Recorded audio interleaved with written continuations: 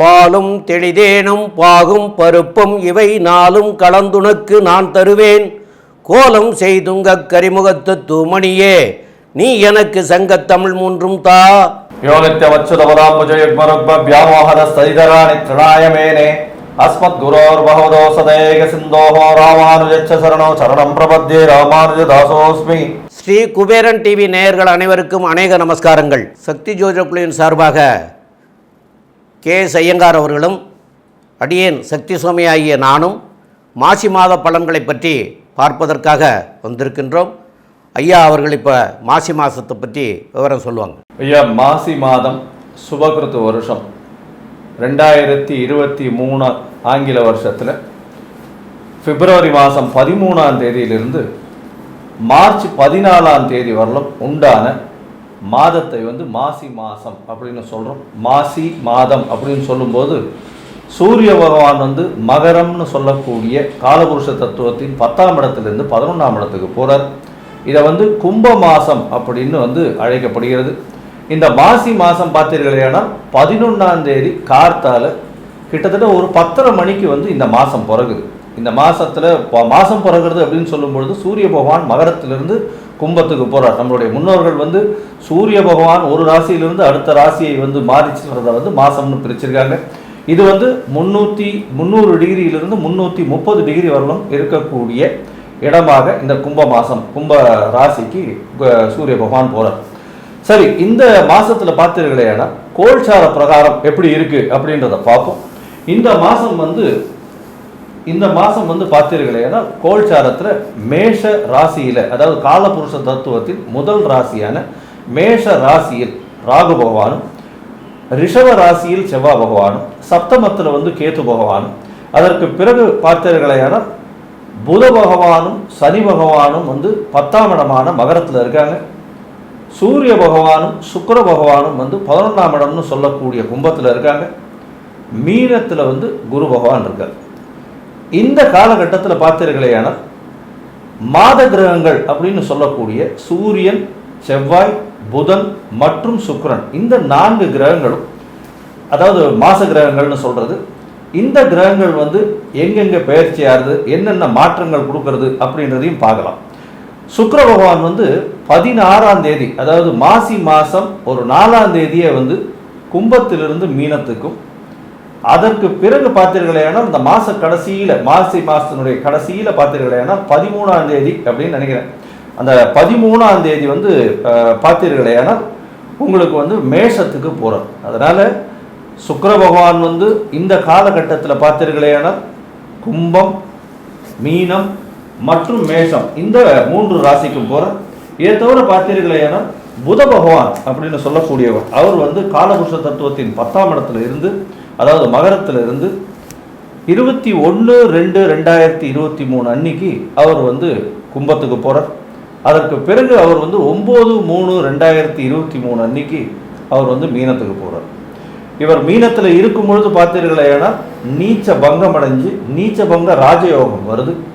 இந்த காலகட்டத்தில் மிகவும் அதாவது என்ன சொல்கிறது, ஒரு நல்ல விசேஷங்கள், நல்ல விஷயங்கள்லாம் நடக்கக்கூடிய காலகட்டமாக இந்த மாசி மாதம் இருக்குது. இந்த மாசி மாதத்தில் சுப முகூர்த்தங்கள் நல்லபடியாகவே இருக்குது, கவலைப்பட தேவையில்லை. மாசி பூணல் அப்படின்னு சொல்லக்கூடியது பெயர் பெற்றது.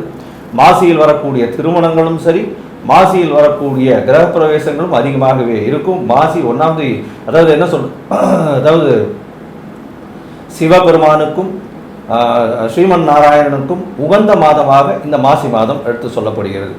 இந்த மாசி மாதத்தில் பார்த்தீர்களேனா இன்னொரு மிகப்பெரிய விசேஷம் அப்படின்னு சொல்லக்கூடியது மகா சிவராத்திரி. மகா சிவராத்திரி அப்படின்னு சொல்லும்போது அதாவது திரையோதசியில் வருது. இந்த காலகட்டத்தில் மகா சிவராத்திரி வருது. அன்னைக்கு விரதம் இருந்து இரவெல்லாம் முழிச்சிருந்து ஏதோ ஒரு நோக்கத்தோட வெற்றியை நோக்கி நிச்சயமாக நம்ம எந்த ஒரு காரியத்தையும் நோக்கி சென்றோமே ஆனால் கண்டிப்பாக ஈசனின் அருளால் கண்டிப்பாக உங்களுக்கு எல்லா விதமான வெற்றியும் உண்டாகக்கூடிய காலகட்டமாக இருக்கும். மகா சிவராத்திரி மிகவும் பிரசித்தி பெற்ற ஒரு விசேஷமான பண்டிகையாக சைவர்கள் மூலியமாக கொண்டாடப்படுறது. இதை தவிர சங்கடஹர சதுர்த்தி அப்படின்னு சொல்லக்கூடியது, அதாவது அமாவாசைக்கும் பௌர்ணமிக்கும் 4ஆம் நாள் அப்படின்னு சொல்லக்கூடியது சதுர்த்தி. இதில் வந்து அமாவாசையிலிருந்து வரக்கூடியது வந்து வளர்பிறை சதுர்த்தியாகவும் பௌர்ணமியிலிருந்து வர்றதை வந்து தேய்பிறை சதுர்த்தியாகவும் கொண்டாடுறாங்க. இதில் வந்து விநாயக பெருமானுக்கு வந்து வேண்டிக்கிட்டு கண்டிப்பாக ஒரு நல்ல விஷயம் நடக்கணும் அப்படின்னு வந்து அவருக்கு வந்து இந்த எருக்கம்புல் மாலையோ அருகம்புல் மாலை இல்லைன்னா எருக்கம் பூ இதெல்லாம் வந்து மாலையாக சாத்தி 108 தேங்காய் உடைச்சி ஒரு 100 தோப்புகரணம் போட்டு இந்த மாதிரி நாமே வந்து அவரை பார்த்து பண்ணினோமே ஆனால் நீங்கள் நினைத்த காரியம் கண்டிப்பாக ஈடேறக்கூடிய வாய்ப்புகள் மிகவும் அதிகம். எதோட பார்த்தீர்களேயானால் இந்த வைணவத்தில் பார்த்தீர்களேயானால் குலசேகர ஆழ்வார் அப்படின்னு சொல்லக்கூடியவர், அதாவது 12 ஆழ்வார்களில் குலசேகரர் அப்படின்றவர் வந்து மன்னனாக இருந்து அதுக்கப்புறம் ஆழ்வாராக ஆனவர். இவருடைய அவதார நட்சத்திரம் புனர்பூச நட்சத்திரம் மாசி மாசத்துல வருது. இதை தவிர பார்த்தீர்களேனால் இந்த மாசி மாசத்துல ஒரு ராசிக்கும் என்னென்ன பலன் வரப்போகுது, இந்த பலன்கள் மூலியமாக அவர்களுக்கு ஏற்றம் எப்படி இருக்க போகுது அப்படின்றதையும் பார்க்கலாம். இந்த காலகட்டத்தில் ஏற்படக்கூடிய சந்திராஷ்டம தினங்கள் எந்தெந்த காலகட்டத்தை நம்ம தவிர்த்து வைக்கணும் அப்படின்றதையும் நம்ம பார்க்கணும். சந்திராஷ்டமத்தன்று ஒருவேளை நம்ம ஏற்கனவே வந்து இந்த சந்திராஷ்டம தினத்தன்று வந்து இந்த டாக்குமெண்ட் சைன் பண்ணுறதோ இல்லை வெளியூர் வெளிமாநிலம் பிரயாணங்களுக்கு நாங்கள் ஏற்கனவே புக் பண்ணிட்டோம் சார், என்ன சார் பண்ணுறது அப்படின்ற கேள்வி வந்தது. ஆனால் அதற்கு என்ன எளிய பரிகாரங்களை செய்தால் அந்த சந்திராஷ்டமத்தினுடைய கஷ்டங்களிலிருந்து விடுபடலாம். அது தவிர உங்களுடைய ராசிக்கு என்ன ஒரு எளிய பரிகாரங்களை செய்தால் இந்த மாசி மாசமான 30 நாட்களும் ஏற்றமாக இருக்கும் அப்படின்றத ஒன்னொன்னா வரிசையாக மேஷத்திலிருந்து மீனம் வரணும் பார்க்கலாம். இதை தவிர இந்த மாதம் பார்த்தீர்களேயானால் மாசி மகம் மிகப்பெரிய விசேஷம், கும்பமேளா அப்படின்னு கொண்டாடக்கூடிய விசேஷங்கள் இருக்குது. குரு பகவான் சிம்மத்தில் வரும்பொழுது கும்பமேளா கொண்டாடுறாங்க. இருப்பினும் மாசி மகம் இந்த மாதம் வருது. மாசி மகம்ன்றது பௌர்ணமி. ஏற்கனவே நான் வந்து என்னுடைய இதுவிலெல்லாம் சொல்லியிருக்கேன், பௌர்ணமியும் அமாவாசையும் முக்கியமான விஷயங்களாக நம்முடைய முன்னோர்களால் கருதப்பட்டிருக்கு. இந்த காலகட்டத்தில் பௌர்ணமி யோகம்ன்றது வந்து இருக்கிறதுலே முதன்மையான யோகம் அப்படின்னு ஜோதிட சாஸ்திரம் சொல்கிறது. இன்ஃபேக்ட் குரு பகவான் தான் வந்து மிகப்பெரிய சுபர். அதனிலும் சுபத்துவம் அடையிறது வந்து பௌர்ணமி யோகம். பௌர்ணமி யோகம் பெற்றவர்கள் வந்து அரசனாக இருக்கக்கூடிய அந்தஸ்தை அடையக்கூடிய வாய்ப்புகள் மிகவும் அதிகம். இப்போ அரசர்கள் கிடையாது, எம்எல்ஏ எம்பி கவுன்சிலர் அந்த மாதிரியான பொசிஷனில் வந்து அவங்க வரக்கூடிய வாய்ப்புகள் உண்டு. சரி, இந்த மாசி மகம் வந்து இந்த காலகட்டத்தில் வருது. இதை தவிர பார்த்தீர்களேனால் உங்களுக்கு இந்த நேயர்கள் வந்து இந்த வீடியோவை கொஞ்சம் முழுமையாக பாருங்கள். சில விஷயங்களை நாங்கள் வந்து பொறுமையாக சொல்லியிருக்கோம். பித்ருக்களினுடைய சாபத்தை பற்றி சொல்லியிருக்கோம், குழந்தை பாக்கியத்தினுண்டான பிரச்சனைகளை சொல்லியிருக்கோம், குடும்பத்தில் பணம் இல்லாமல் போகிறதுக்கு உண்டான காரணங்களை சொல்லியிருப்போம். இதை அவசியமாக பாருங்கள். நீங்கள் கேட்கக்கூடிய ஒரு கேள்விக்கு இந்த கீழே கொடுக்கப்பட்டுள்ள ஐயாவுடைய நம்பர் வந்து கொடுத்துருக்கோம். அது ஸ்பெசிஃபிக்காக ஒரு நம்பர் போட்டு கொடுத்துட்றோம். அந்த நம்பருக்கு ஃபோன் பண்ணிங்கன்னா ஒரே ஒரு கொஸ்டினுக்கு வந்து ஐயா உங்களுக்கு கண்டிப்பாக ஆன்சர் பண்ணுவார். நிறைய பேர் இருக்கிறதுனால கண்டிப்பாக நீங்களே ஒரு கொஸ்டினோடு நிறுத்திக்கிட்டிங்கன்னா ரொம்ப சந்தோஷம். ஏன்னா உங்களுக்கு மேலே வந்து நிறைய பேர் வந்து வெயிட்டிங்கில் இருக்கிறதுனால தயவு செஞ்சு நீங்களும் வந்து அதற்கு உடன்பட்டு செல்றதுன்றது ரொம்பவும் நல்லது. விசாகம் மனுஷம் கேட்ட இந்த 3 நட்சத்திரங்களும் 9 பாதங்களையும் கொண்ட ராசி விருச்சிக ராசி. ராசியின் அதிபதி அப்படின்னு சொல்லக்கூடியவர் செவ்வாய் பகவான். செவ்வாய் பகவான் வந்து இந்த ராசிக்கு சம சப்தமத்தில் இருந்து பார்க்கறதுனால உங்களுடைய உடல் நலத்தில் மிகப்பெரிய ஏற்றங்கள் வரக்கூடிய காலகட்டமாக இருக்கும். கவலைப்பட தேவையில்லை. நீங்கள் நினைக்கிற காரியத்தை, எடுத்த காரியத்தை கண்டிப்பாக முடிக்கக்கூடிய இலக்குகளை செட் பண்ணி முடிக்கக்கூடிய காலகட்டமாக இருக்கும்.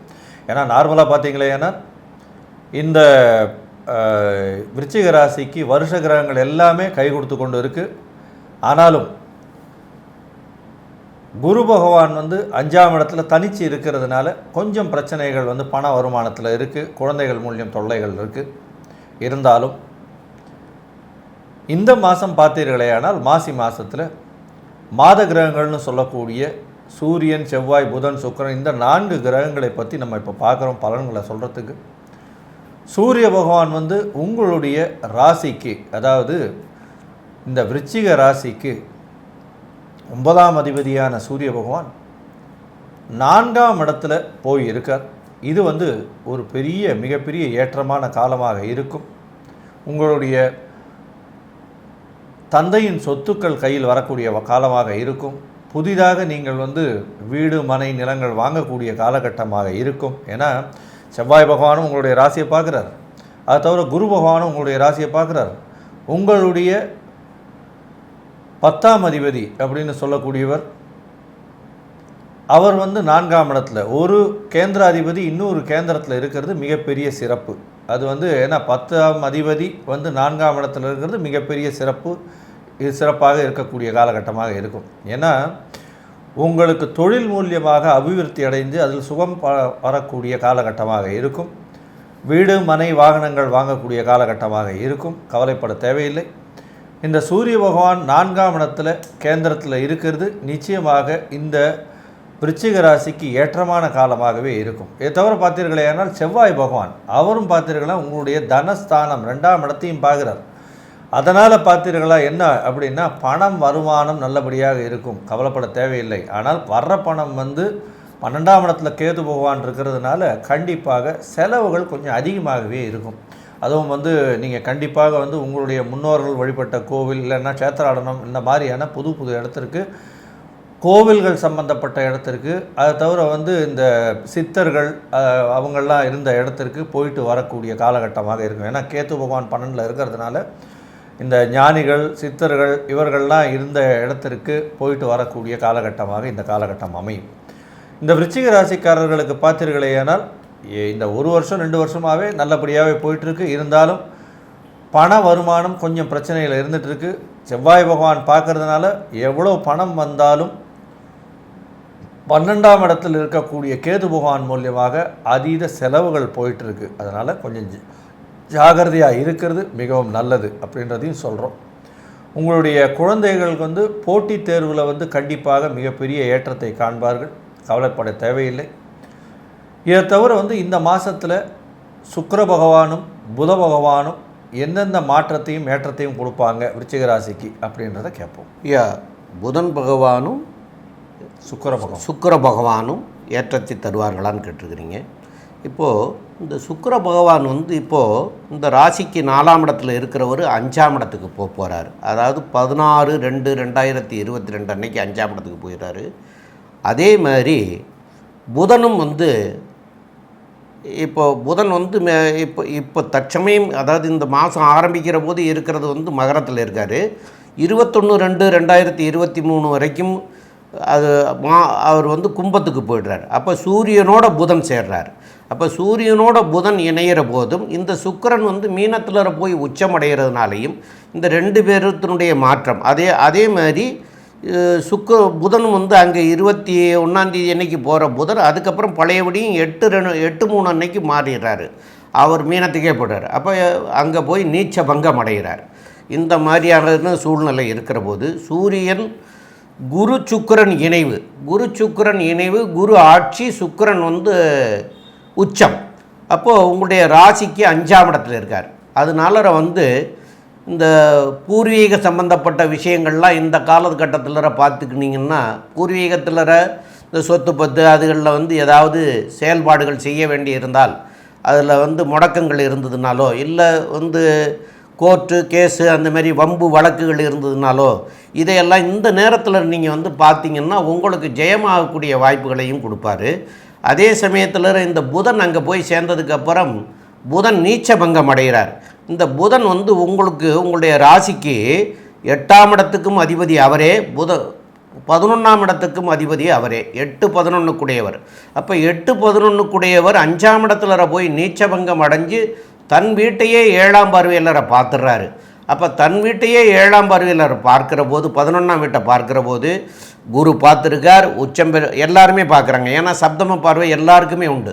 அப்போ குரு சுக்கிரன் புதன் எல்லாருமே அந்த 11ஆம் இடத்தை பார்க்குறதுனால ஏற்றம் பெறக்கூடிய காலமாகவும் நன்மை அடையக்கூடிய காலமாகவும் எல்லா விதத்திலையும் நன்மை அடையக்கூடிய வாய்ப்புகளையும் மிக மிக அதிகமாக இந்த மாதம் உங்களுக்கு வழங்கக்கூடிய வாய்ப்புகள் உண்டு. மேலும் உள்ள விவரங்கள் இந்த சந்திராஷ்டம தினங்கள் அப்படிங்கிறத பற்றி கொஞ்சம் ஐயா விவரமாக விளக்கமாக சொல்லுவாங்க. ஐயா, அதாவது விருச்சிக ராசிக்காரர்களுக்கு பார்த்தீர்களேனால் இந்த சனி பகவான் 3ஆம் இடத்துல இருக்கிறது அவர்களுக்கு மிகப்பெரிய ராஜயோகத்தை கொடுத்து கொண்டிருக்கிறது. அவர் வந்து இப்போ மார்ச் மாதம்தான் அவர் சேஞ்ச் ஆகிறாரு. அதனால் முயற்சி ஸ்தானத்தில் வந்து சனி பகவான் இருக்கிறது வந்து மிகப்பெரிய ஏற்றத்தை கொடுக்கக்கூடிய காலமாக இந்த காலகட்டம் இருக்குது. 6ஆம் இடத்துல ராகு பகவானும், அதாவது மெதுவாக செல்லக்கூடிய கிரகங்கள், அதாவது வருஷ கிரகங்கள்லாம் வந்து மிகவும் சாதகமாக இந்த விருச்சிக ராசிக்கு அமைஞ்சிருக்கு. அதனால் பார்த்தீர்களேயானால் நிச்சயமாகவே அவர்களுக்கு முயற்சிகள், புதிய விஷயங்கள், அதாவது தொழிலுக்காக வெளியூர் வெளிமாநிலம் செல்வது, அதை தவிர வந்து வெளி மாநிலத்து சம்பந்தம் கிடைக்கிறது, இதை தவிர பார்த்தீர்களேயானால் வெளியூர்லேருந்து அவர்களுக்கு அயல்நாட்டு பணம் வரக்கூடியது, இம்போர்ட் எக்ஸ்போர்ட் பண்ணுறவங்களுக்கு, இதற்கு பிறகு பார்த்தீர்களேயானால் டாக்டராக இருக்கிறவங்களுக்கு வெளிநாடு போகக்கூடிய காலகட்டம், இதை தவிர பார்த்தீர்களேயானால் ஆட்டோ ஓட்டுநர்கள், அதை தவிர டாக்ஸி ஓட்டுநர்கள், இவர்களுக்கெல்லாம் வந்து ஒரு பெரிய மாற்றத்தை ஏற்படுத்தக்கூடிய காலகட்டமாக இந்த விருச்சிக ராசிக்காரர்களுக்கு மாசி மாதம் இருக்குது. சரி, இந்த காலகட்டத்தில் எந்த நாட்களை தவிர்த்து ஏதாவது புதுசாக நம்ம ஆரம்பிக்கணும்னா எந்தெந்த நாட்களை தவிர்க்கணும் அப்படின்னு பார்த்தீங்கன்னா சந்திராஷ்டம நாட்களை கண்டிப்பாக தவிர்ப்பது நல்லது. ஏன்னா சந்திராஷ்டமம் அப்படின்றது பார்த்தீர்களேனால் உங்களுடைய ராசிக்கு 8ஆம் இடத்தில் சந்திர பகவான் வர்றது வந்து சந்திராஷ்டமம்னு சொல்கிறோம். இந்த சந்திராஷ்டம காலகட்டத்தில் பார்த்தீர்களேனால் கண்டிப்பாக மதி மயங்கக்கூடும்.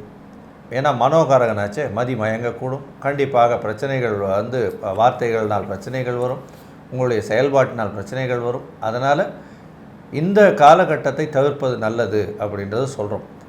சரி சார், ஏற்கனவே வந்து ஏற்கனவே நாங்கள் வந்து இது எல்லாத்தையும் முதல்ல தெரிஞ்சோ தெரியாமல் நாங்கள் இது பண்ணி வச்சுட்டோம், இந்த ஊருக்கு நாங்கள் ஃப்ளைட்டு போகிறோம், இந்த ஊர் இதெல்லாம் ரெடி பண்ணி வச்சுட்டோம், அப்போ என்ன பண்ணுறது அப்படின்னா சந்திரனுக்கு உண்டான பரிகாரம் செய்யக்கூடிய திரவ பொருள்னு சொல்லக்கூடியது வந்து பால்.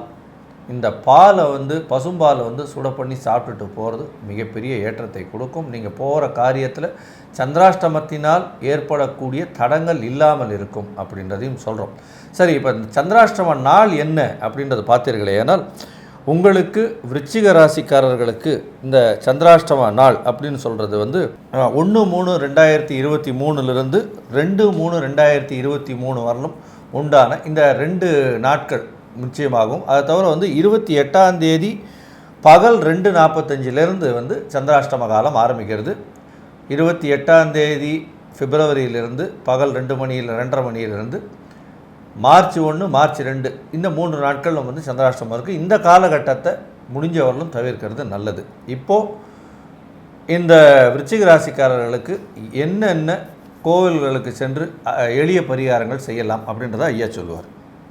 நல்ல அற்புதமாக விளக்கமாக சொன்னீங்க ஐயா. இந்த விருச்சிக ராசிக்காரர்களுக்கு அதிபதி செவ்வாய். அந்த செவ்வாய் வந்து ராசிக்கு 7ஆம் இடத்துல இருக்கார்.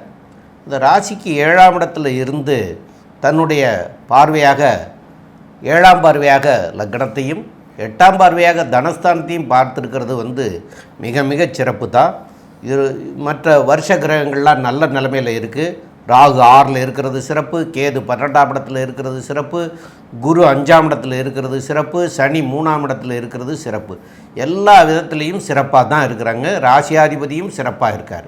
இருந்த போதிலும் இவங்களுக்கு வந்து இந்த சூரியனால் வரக்கூடிய பிரச்சனைகளையும் சுக்கிரனால் வரக்கூடிய பிரச்சனைகளையும் நீக்கிறதுக்கு இவங்க வந்து அதுக்குண்டான தெய்வங்களை போய் வழிபடுறது. அதாவது சூரியன் சுக்கிரன் அப்படின்னா சூரியனுக்கு வந்து பெருமாளை போய் வணங்கலாம், சுக்கிரனுக்கு வந்து மகாலட்சுமியை வணங்கலாம். மகாலட்சுமியை வெள்ளிக்கிழமைகளையும் பெருமாளை சனிக்கிழமைகளையும் அர்ச்சனை பண்ணி வழிபடுவதனால இந்த வரக்கூடிய விளைவுகளில் இருந்து நல்ல விதமாக மாறி நல்ல நிலைமை வரக்கூடிய வாய்ப்புகளை ஏற்படுத்தி கொடுப்பார். ஸ்ரீ குபேரன் டிவியை பார்த்தமைக்கு நன்றிகள். மேலும் இது போன்ற தகவல்களை தெரிந்து கொள்ள ஸ்ரீ குபேரன் டிவியை சப்ஸ்கிரைப் செய்யுங்கள். மறக்காமல் பெல் ஐக்கானை கிளிக் செய்யுங்கள்.